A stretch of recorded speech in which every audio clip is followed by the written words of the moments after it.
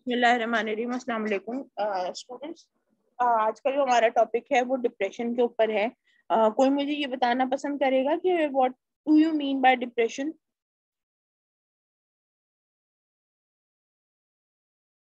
Anything which you know about depression?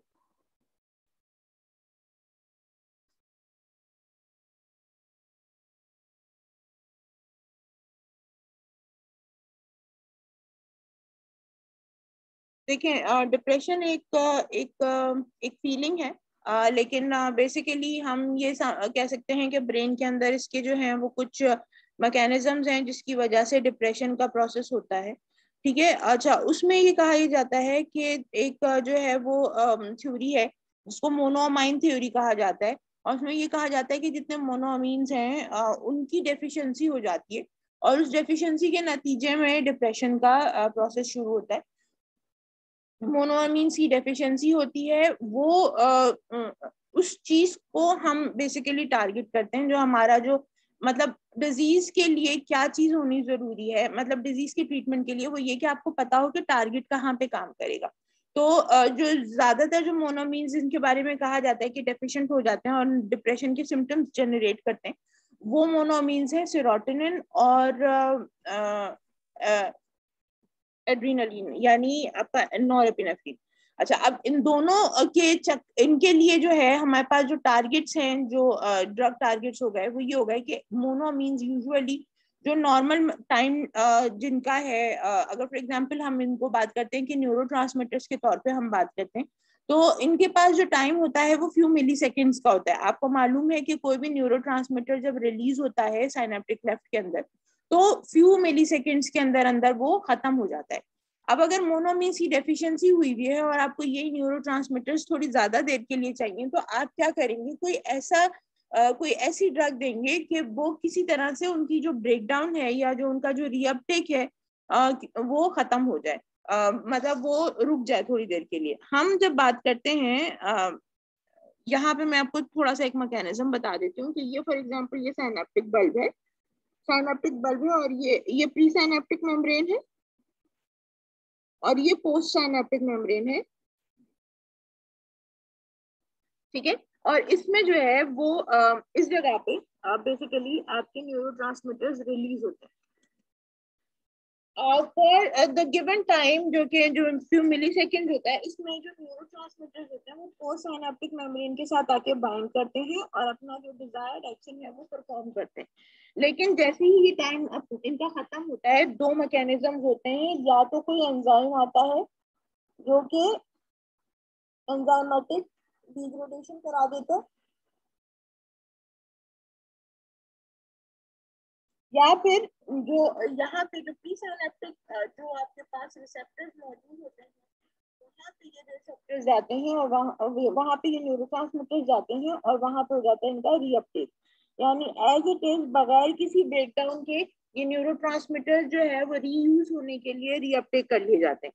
Net result in दोनों mechanisms का क्या निकलता है कि सिनेप्टिक क्लेफ्ट्स बिकम एम्प्टी। ठीक है। अब हम कह रहे हैं कि ये जो न्यूरोट्रांसमीटर है इसकी सिनैप्स में हमें ज्यादा देर के लिए जरूरत है, तो उसूली तौर पे हमें क्या करना होगा, ज्यादातर हम कोशिश ये करेंगे कि ड्रग जो है वो इस तरह की कोई ड्रग दी जाए कि वो इसकी या तो डिग्रेडेशन का जो प्रोसेस है इसको स्लो डाउन कर दे, एंजाइमेटिक डिग्रेडेशन को रोक दे, या रीअपटेक का जो प्रोसेस है इसको रोक दे या स्लो डाउन कर दे। ठीक है जी। इसके लिए हम क्या करते हैं, ट्रीटमेंट है हमारे पास एंटी डिप्रेसेंट एजेंट्स, जैसे मैंने आपको बताया। ये 4-5 मेजर क्लासेस हैं जिनकी हम बात कर रहे हैं। पहला, जो सबसे पहली जो क्लास थी जो डिप्रेशन के इलाज के लिए सबसे पहले आइडेंटिफाई हुई थी, वो थी माओ इनहिबिटर्स, यानी मोनोअमीन ऑक्सीडेज इनहिबिटर्स।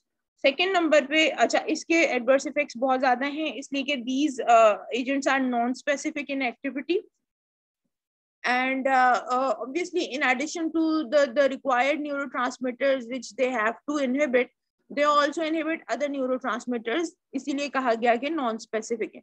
और वही वजह है कि इसकी वजह से उनके एडवर्स इफेक्ट्स बहुत ज्यादा होते हैं, इंटरेक्शंस बहुत ज्यादा होते हैं उस चीज को खत्म करने के लिए जो है वो नए एजेंट्स जो हैं वो कंटिन्यूसली डेवलप किए जा रहे हैं। तो उसके बाद फिर आपके पास आए टीसीएस यानी tricyclic anti depressants. Mode of action इनका भी वही है, स्लाइटली स्पेसिफिक है लेकिन इतने स्पेसिफिक नहीं है। अगेन थोड़ा सा इधर उधर इनके एडवर्स इफेक्ट्स निकल आते हैं, लेकिन basically they are safer than monoamine oxidase inhibitors in every aspect. उसके बाद फिर आ जाते हैं आपके पास SSRIs यानी selective serotonin reuptake inhibitors. Selective के नाम से ही पता चल रहा है कि they are basically selective for the serotonin reuptake, जो रिसेप्टर्स हैं उनके लिए खाली, ठीक है जी। और उसकी वजह से ये सिर्फ स्पेसिफिक जो न्यूरोट्रांसमीटर्स के बंद होने के नतीजे में बहुत ही क्या कहना चाहिए, बिल्कुल ही लोकलाइज किस्म का, स्पेसिफिक किस्म का जो है वो रिस्पॉन्स देता है। By far these drugs are the safest anti depressants known, क्योंकि बिला वजह का कोई भी रिस्पॉन्स जनरेट नहीं होता, लेकिन हाँ इनके टॉक्सिसिटी सिम्टम्स हैं जो कि अभी हम आगे जाके डिस्कस करेंगे। फिर आ जाते हैं SNRIs। ये है basically serotonin norepinephrine reuptake inhibitors. Again ये जो मोड ऑफ एक्शन है यानी सेरोटोनिन एंड नॉरएपिनेफ्रिन का जो रीअपटेक इनहिबिशन है, ये बेसिकली मोड ऑफ एक्शन है सेम एज टीसीएस, ठीक है। टीसीएस का भी सेम मोड ऑफ एक्शन है। उसके बाद फिर आपके पास, लेकिन यहाँ पे अगेन टीसीएस जो है वो थोड़े से इधर उधर, जैसे मैंने कहा कि कुछ और न्यूरोट्रांसमीटर्स को भी अफेक्ट कर लेते हैं। SNRIs are specifically for norepinephrine and serotonin. Again लेकिन प्रॉब्लम क्या है कि एक रिस्पॉन्स थोड़ा सा सेरोटोनिन के मुकाबले में थोड़ा सा आउट हैंडेड है, लेकिन ये थोड़ी सी सेफ ड्रग है। एटिपिकल अभी अभी रिसेंटली आइडेंटिफाई हुई हैं, बिल्कुल ही अलग, यानी रीअपटेक के अलावा जो मैकेनिज्म्स हो सकते हैं डिप्रेशन को मतलब रोकने के, ये उनके ऊपर काम करते हैं। ये तमाम जो जो ग्रुप्स हैं उनकी ड्रग्स हैं। माओ इनहिबिटर्स में आ जाते हैं फेनिलजीन, ट्रिनाइलसाइप्रोमीन, आइसोकार्बोक्सिलेट, सेलेजिलिन। टीसीएस में इमिप्रोमीन, एमिट्रिप्टिलिन, नॉरट्रिप्टिलिन। SSRIs में fluoxetine, citalopram,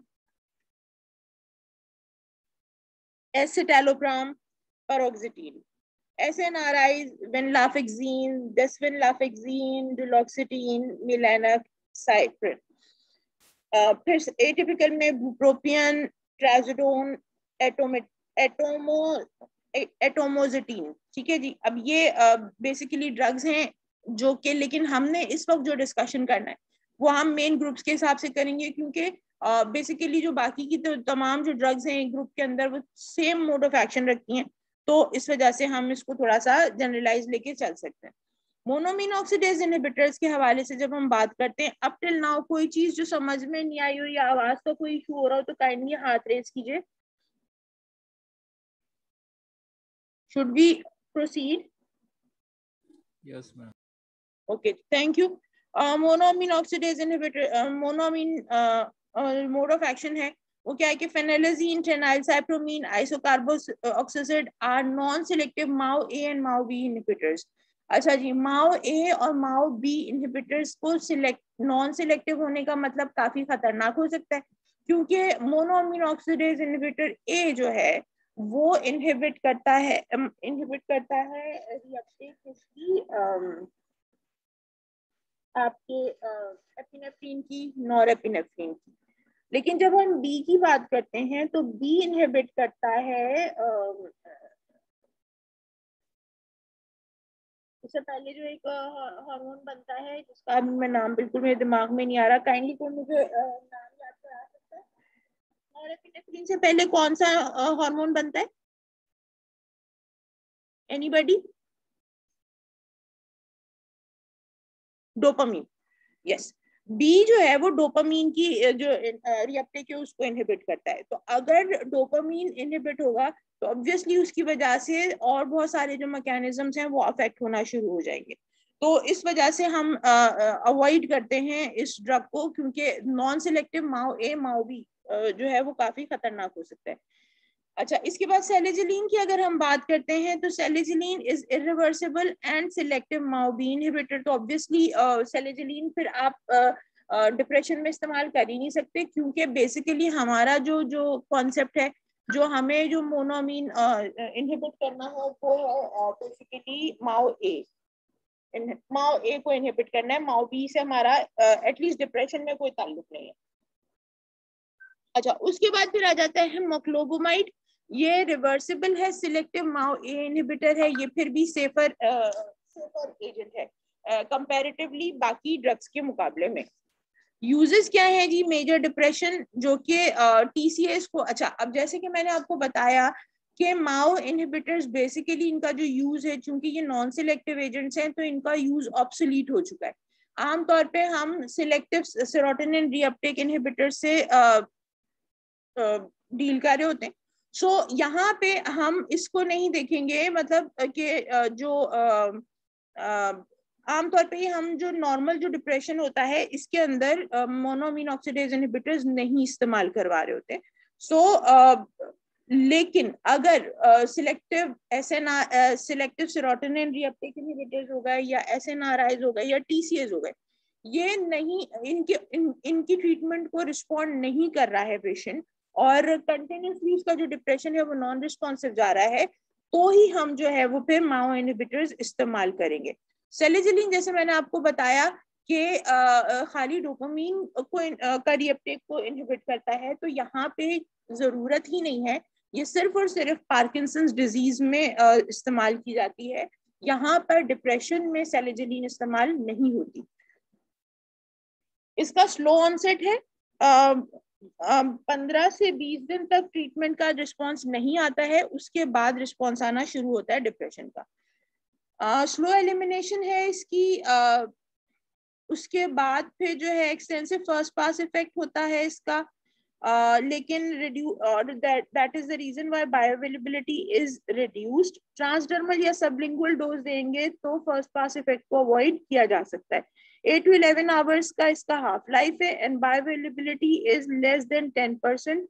it is 99% protein bound.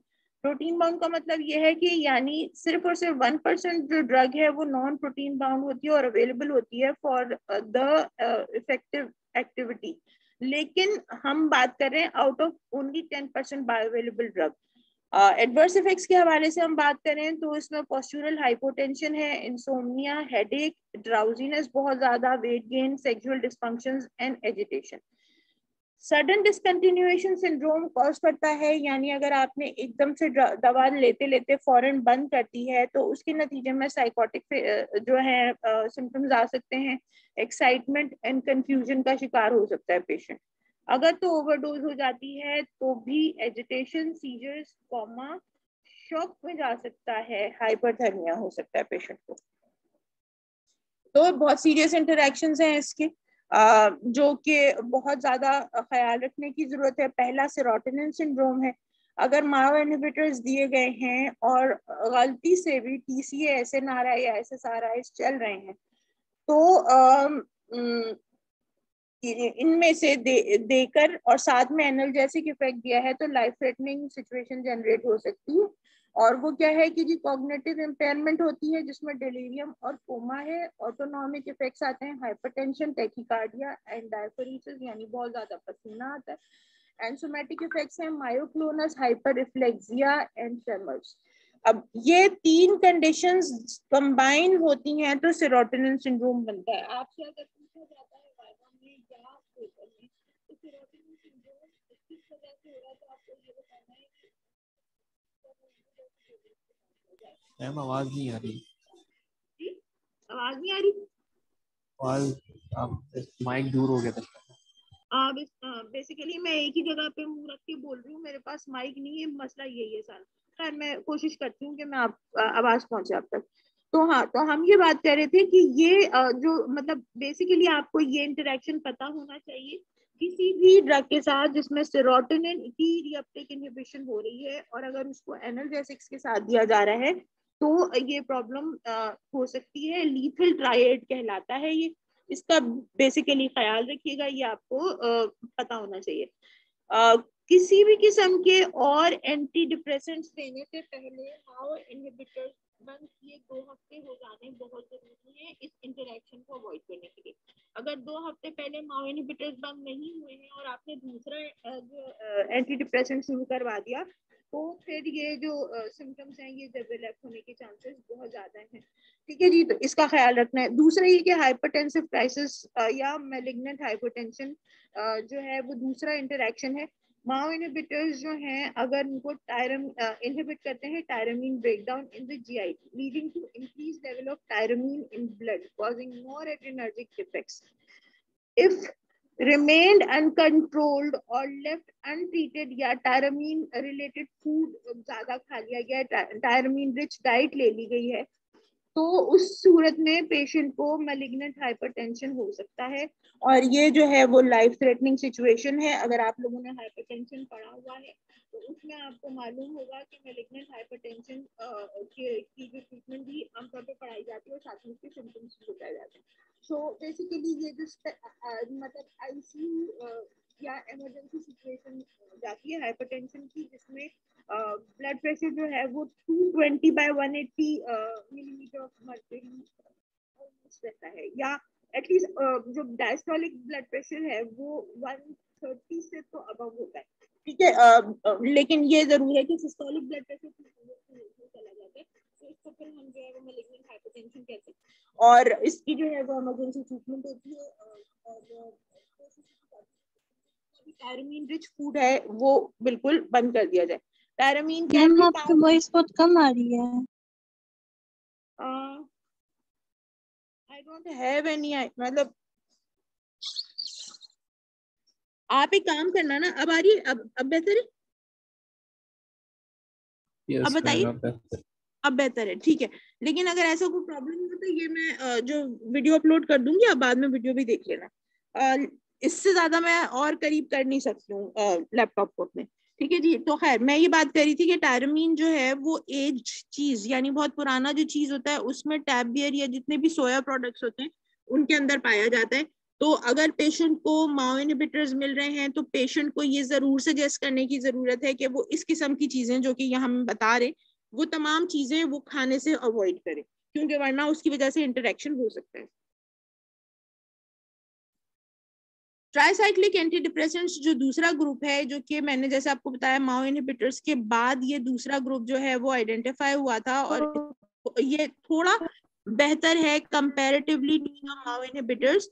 तो इसका जो है mix and variable blockade of NET and SERT, NET यानी norepinephrine reuptake, norepinephrine transporters, SERT is serotonin transporters. मैं जिन रिसेप्टर्स की बात करी थी, प्री साइनेप्टिक रिसेप्टर्स, इनको ट्रांसपोर्टर प्रोटीन्स कहा जाता है जो कि रीअपटेक का काम करते हैं। ठीक है जी, सो बेसिकली इन दोनों का यानी नॉरएपिनेफ्रिन और सेरोटोनिन के जो रीअपटेक है उसको इनहिबिट करता है, जैसे मैंने आपको पहले ही बताया। एसएनआरआई का और ट्राइसाइक्लिक एंटी डिप्रेसेंट्स का मोड ऑफ एक्शन सेम है, बट दीज एजेंट्स हैव, अच्छा जी, यहाँ पे जो डिफरेंस है सिर्फ वो ये है कि ट्राइसाइक्लिक एंटी डिप्रेसेंट जो हैं वो H1 और alpha Adreno receptor blocker activity भी रखते हैं। तो ये एडिशनल एक्टिविटी है जो कि एसएनआरआईज में नहीं पाई जाती। ठीक है, यही वजह है जैसे मैंने आपको बताया था कि SNRIs are safer as compare to tricyclic anti depressants. वजह उसकी क्या है कि वो इधर उधर जो बाकी के जो भी न्यूरोट्रांसमीटर्स हैं उनके साथ छेड़छाड़ नहीं करते। ट्राइसाइक्लिक एंटी डिप्रेसेंट्स जो हैं वो H1 रिसेप्टर्स और अल्फा एड्रीनो रिसेप्टर्स के साथ भी बाइंड करते हैं, और ऑब्वियसली उसकी वजह से साइड इफेक्ट्स आते हैं। वो क्या क्या है? Acute increase in serotonergic and adrenergic synaptic activity plus significant blockage of autonomic nervous system, histamine receptors. Histamine receptor blockage के नतीजे में आपको सिडेशन मिलता है, वेट गेन मिलता है, मस्कुलिनिक एसिटाइलकोलिन एक्टिविटी की रिजल्ट आता है कि dry mouth, constipation, urinary retention and blood vision and confusion. Norepinephrine receptors जो कि मोस्टली अल्फा 1 रिसेप्टर्स हैं वो हाइपोटेंशन और सेक्सुअल प्रॉब्लम्स जनरेट करते हैं। hypertension, seizure risk and sexual effects and cardiotoxicity can also be seen।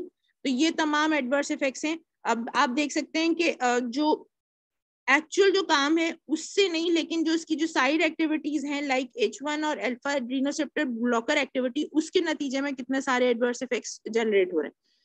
Withdrawal symptoms, अगर आप tricyclic anti depressants को विड्रॉ कर लेते हैं, डोज टेपरिंग नहीं करते हैं, तो कोलिनर्जिक रीबाउंड होता है, anxiety, insomnia, nausea, diarrhoea, restlessness and hot feeling and flu like symptoms, ये विड्रॉल सिम्टम्स हैं। तो इसका अगेन जैसे मैंने आपको बताया कि एकदम से विड्रॉ नहीं करनी है मेडिसिन, डोज टेपरिंग करनी है। और डोज टेपरिंग का तरीका क्या है कि आप अगर फॉर एग्जांपल सुबह शाम दवा को दे रहे हैं तो फर्स्ट ऑफ ऑल उसको आप हफ्ता 10 दिन के लिए ओडी पर ले जाएंगे, यानी बीडी से ओडी लेकर जाते हैं। हफ्ते के बाद जो है उसको फिर जो है वो ऑल्टरनेट डेज पे करते हैं, फिर 2 डेज का गैप करते हैं और फिर आहिस्ता आहिस्ता करके मेडिसिन को विड्रॉ किया जाता है। अगर ये काम ना किया जाए तो फिर विड्रॉल सिम्टम्स आने के चांसेस बहुत ज्यादा हो जाते हैं। काइनेटिक्स ये है कि जी ये ड्रग जो है वो 2D6 C19 2C19 3A3 3A4 and 1A2 का सबस्ट्रेट है। तो इसका मतलब क्या हुआ कि इंटरेक्शन के लिए ड्रग्स भी बहुत सारी हो गई, यानी जितनी ड्रग्स इन तमाम एंजाइम्स के साथ किसी भी तरीके से इंटरेक्ट करती हैं, वो तमाम की तमाम ड्रग्स जो हैं वो TCS को के साथ इंटरेक्शन करेंगी। ये एक चीज इंपॉर्टेंट है। अच्छा, उसके बाद फिर आपके पास है कि दवा वेल अब्जॉर्ब्ड है, बायोअवेलेबिलिटी 40 to 50% है, यानी फर्स्ट पास इफेक्ट है तो सही, लेकिन फिर भी ड्रग की बायोअवेलेबिलिटी अच्छी खासी है। Only 5% agent is excreted unchanged in the urine. Active metabolites की हाफ लाइफ भी अच्छी खासी है, काफी देर एक्टिव मेटाबोलाइट्स भी रहते हैं इसके 8 to 80 आवर्स के लिए, और इसकी वजह से आप इसको दिन में 1 मर्तबा दे सकते हैं दवा को। हाफ लाइफ की बायोअवेलेबिलिटी या मतलब क्या कहते हैं मेटाबोलाइट्स की हाफ लाइफ ज्यादा होने की वजह से। सीरम लेवल डिपेंड करता है, साथ में कोई अगर मेडिसिन दी जा रही है उस पर, अगर इनहेंसर या इनहिबिटर, यानी जैसे मैंने बताया ये जो सारे ऊपर एंजाइम्स हैं 2D6 2C19 3A3 3A4 1A2, अगर इनके इनहेंसर्स दे दिए, यानी इनहेंसर्स दे दिए क्या मतलब है कि ये एंजाइम्स इनहेंस हो गए, तो क्या करेंगे TCA का मेटाबॉलिज्म स्पीडी कर देंगे और TCA की बायोअवेलेबिलिटी कम हो जाएगी, यानी जल्दी एक्सक्रीट आउट हो जाएगा, तो ऑब्वियसली सीरम लेवल गिर जाएगा। अगर इनहिबिटर्स उठा के दे दिए, वो तमाम ड्रग्स साथ में जा रही हैं जो कि इन एंजाइम्स को इनहिबिट करती हैं, तो चूंकि मेटाबॉलिज्म स्लो हो जाएगा तो ड्रग की बायोअवेलेबिलिटी या सीरम अवेलेबिलिटी बहुत बढ़ जाएगी। और वो चीज इंपॉर्टेंट है, डोज एडजस्टमेंट प्लाज्मा लेवल्स पे के अलावा, लेकिन ये याद रखने वाली बात है कि डोज एडजस्टमेंट जो करनी है वो क्लिनिकल रिस्पॉन्स जो है पेशेंट का उसके ऊपर है। अगर पेशेंट अच्छा रिस्पॉन्स कर रहा है तो उसके हिसाब से देखते हुए डोज को आगे पीछे करेंगे। ये नहीं है कि प्लाज्मा लेवल्स बहुत बढ़ गए हैं लेकिन अगर पेशेंट नॉर्मल है तो फिर भी उसको थोड़ा सा ट्रायल दे सकते हैं, और लेकिन अगर प्लाज्मा लेवल्स बढ़े हुए हैं और पेशेंट का रिस्पॉन्स एज इट इज है, कोई रिस्पॉन्स ही नहीं आ रहा, तो फिर तो मेडिसिन भी चेंज करनी पड़ेगी। तो ये भी देखने वाली चीज है। साइकेट्रिकली जो मतलब साइकेट्रिक कंडीशंस हैं उनमें आप मेजर डिप्रेशंस में देते हैं, जो कि बाकी के अगेन जैसे कि जो सिंपल वाले जो एंटी डिप्रेशंस हैं जो कि अब हम आगे पढ़ेंगे, SSRIs SNRIs, अगर उनको रिस्पॉन्स नहीं कर रही है ड्रग, ठीक है, तो फिर आप उनको TCS पे लेकर जाएंगे। ऑब्सेसिव कंपल्सिव डिसऑर्डर्स में TCS दिए जा रहे होते हैं। नॉन साइकेट्रिक कंडीशंस में chronic pain incontinence, chronic pain का ये है कि कभी कभी ये होता है कि पेशेंट रिस्पॉन्ड नहीं कर पा रहा होता, और पेन के हवाले से क्योंकि कंटिन्यूस पेन होता है तो एनाल्जेसिया एक टाइम पे आके एनाल्जेसिक्स रिस्पॉन्ड करना बंद कर देती हैं, क्योंकि पेशेंट के माइंड में होता है कि मुझे मुस्तकिल पेन है, तो उसके माइंड को रिलैक्स करने के लिए आप एंटी डिप्रेसेंट साथ में देते हैं, क्योंकि कंटिन्यूस पेन की वजह से पेशेंट डिप्रेशन में जा सकता है। तो अब जब आप उसको एंटी डिप्रेशन के साथ पेन रिलीवर्स देते हैं तो उसको थोड़ा बेहतर लगता है। अच्छा, अब इसमें जैसे मैंने आपको बताया कि इंटरेक्शंस के हवाले से अगर हम बात करते हैं तो 2D6 के जो इनहिबिटर्स हैं वो जैसे क्विनेडीन हो गया, रिटोनाविर हो गया, फ्लुओक्सेटिन, डुलोक्सिटिन एक्सेट्रा, एलिवेटेड सीरम लेवल जो कि मैंने आपको पहले ही बता दिया वो कर सकते हैं। TC और एंटी हाइपरटेंसिव एजेंट्स अगर आप साथ में दे रहे हैं तो ऑर्थोस्टैटिक हाइपोटेंशन बढ़ सकती है, तो ये इसका ख्याल रखना जरूरी है कि पेशेंट हार्ट की या ब्लड प्रेशर की मेडिसिन पे है या नहीं। एंटीकोलिनर्जिक और एंटीहिस्टामीन को अगर TCS के साथ दिया जाता है तो एंटीकोलिनर्जिक और एंटीहिस्टामिनर्जिक इफेक्ट्स बढ़ जाते हैं और वो बहुत सिवियर किस्म के आपको इफेक्ट्स मिलना शुरू हो जाएंगे। तो इस चीज को अवॉइड करना भी बहुत ज्यादा जरूरी है। यहाँ तक कोई चीज जो समझ में नहीं आई? आगे चले? Anybody can you tell me कोई चीज जो प्रॉब्लम कर रही है? Yes ma'am. प्रॉब्लम कर रही है? No ma'am. Okay, thank you.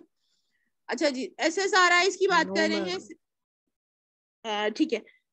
SSRIs selective serotonin reuptake inhibitors, ये हाईली सिलेक्टिव ब्लॉकेज है, इसका सेरोटोनिन ट्रांसपोर्टर को ही सिर्फ करता है और एलोस्टेरिक बाइंडिंग साइट होती है इसकी, यानी जो सेरोटोनिन की जो बाइंडिंग साइट है उसके अलावा उससे हटकर एक साइट पर एक बाइंडिंग साइट होती है जहां ये जाके ड्रग बाइंड करती है और फिर उसके बाद फिर रिसेप्टर को गाइड करती है कि रिसेप्टर को रिएप्टेक करना है या नहीं करना है।